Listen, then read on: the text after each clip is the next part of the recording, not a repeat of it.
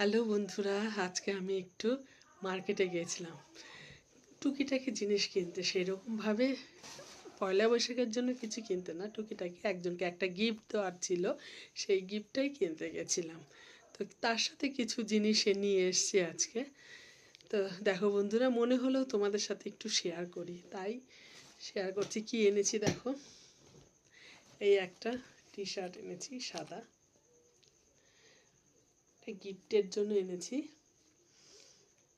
কেমন লাগলো তোমরা বলো। যাকে গিফট দেবো সে একটু সাদাই পছন্দ করে।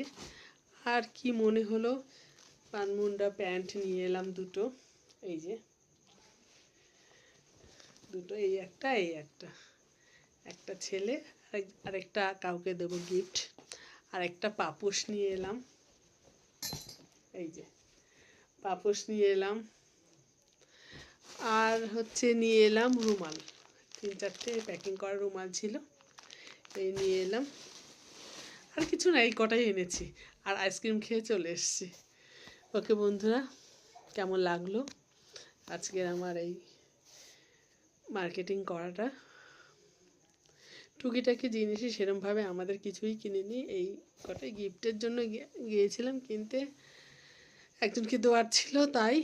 আর টুকটাক পছন্দ লাগলো, নিয়ে চলে এলাম। কেমন লাগলো জানিও।